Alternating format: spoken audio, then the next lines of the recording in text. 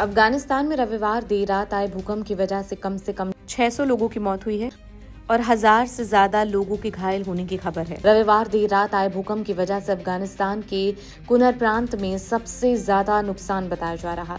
अमेरिकी भूवैज्ञानिक सर्वे के अनुसार भूकंप की तीव्रता 6 थी और रात 11:47 पर जलालाबाद शहर से 27 किलोमीटर उत्तर पूर्व में ये पूरा भूकंप जो है उसका सेंटर बताया जा रहा है। इसकी गहराई सिर्फ 8 किलोमीटर थी।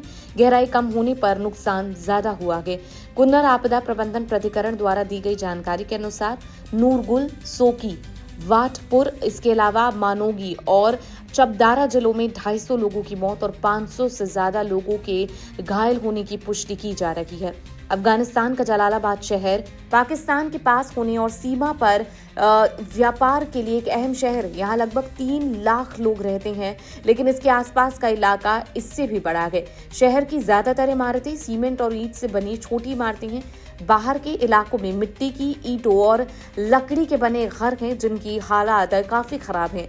जलालाबाद में खेती बाड़ी भी होती है जिसमें संतरे और चावल प्रमुख है। शहर से काबुल नदी भी होकर गुजरती है, लेकिन इस वक्त यहाँ पर जिस तरीके का मंजर नजर आ रहा है वो बेहद ज्यादा डराने वाला है, क्योंकि अफगानिस्तान में जिस तरह का भूकंप आया वो बेहद ज्यादा लोगों को डरा रहा है और अपने साथ एक भयंकर तबाही जो है वो यहाँ पर लेकर आ गए। तस्वीरों में आप साफ देख सकते हैं कि मलबे में ये पूरी तरीके से एक पूरा शहर या कहें कि पूरा गांव जो है वो तब्दील हो चुका है।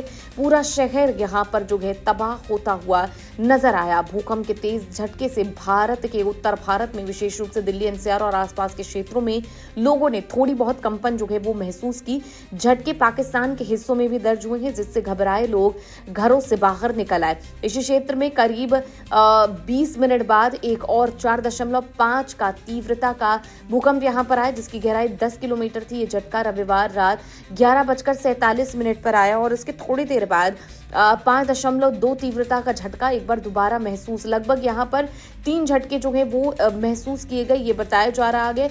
और अभी यहाँ पर आपको बता दें कि 1 महीने के अंदर ये 5वां भूकंप है। इससे पहले 8 अगस्त, 13 अगस्त, 17 अगस्त, 27 अगस्त को भी भूकंप के झटके महसूस किए गए थे। आपको ये याद दिला दें कि अफगानिस्तान के कुछ इलाके पूरी तरीके से यहाँ पर जो है अक्सर यहाँ पर भूकंप आते रहते हैं, लेकिन जब गहराई कम होती है तो नुकसान बेहद ज्यादा बड़ा माना जाता है और इसीलिए इस बार ऐसा ही देखा गया। ZFZ और USGS के अनुसार भूकंप का केंद्र यहाँ पर नंगरहर प्रांत के जलालाबाद से 27 किलोमीटर पूर्व उत्तर पूर्व में था। तीव्रता 6 रिक्टर स्केल पर थी, जो मध्यम श्रेणी में आती है, लेकिन गहराई मात्र 10 किलोमीटर होने से इसका असर ज्यादा था। उथले भूकंप ज्यादा तबाही मचाते हैं क्योंकि कंपन सीधे जमीन पर महसूस होता है। समय रविवार रात 11:47 था जब लोग सो रहे थे। दूसरा झटका 4.5 तीव्रता का 20 मिनट बाद आया।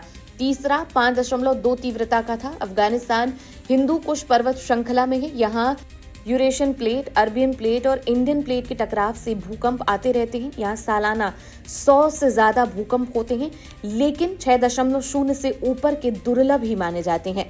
नंगरहर प्रांत स्वास्थ्य विभाग के प्रवक्ता अजमल दवाइश ने बताया कि सैकड़ों लोग मारे जा चुके हैं। ज्यादातर मौतें घरों के ढहने से हुई हैं, जैसा आप तस्वीरों में भी देख सकते हैं।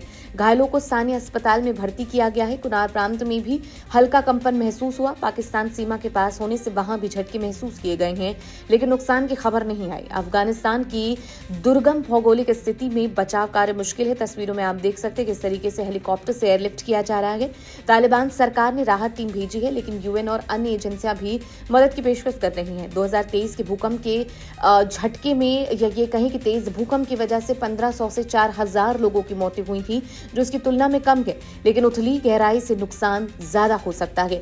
अफगानिस्तान हिंदू कुश क्षेत्र में जो टेक्टोनिक प्लेट का सक्रिय जोन माना जाता है, यहाँ इंडियन प्लेट का यूरेशियन प्लेट से टकराव जो है वो 39 मिलीमीटर प्रति वर्ष की रफ्तार से आता है। पिछले 10 सालों में 300 किलोमीटर के दायरे में 10 भूकंप 6 तीव्रता के ऊपर रहे हैं।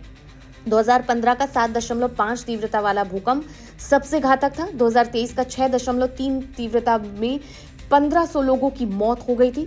इसके अलावा नगनगर और कुरार जैसे पूर्वी प्रांत में पाकिस्तान सीमा पर है, जहां फॉल्ट लाइन सक्रिय है। जलवायु परिवर्तन से भूस्खलन का खतरा बढ़ा रहता है।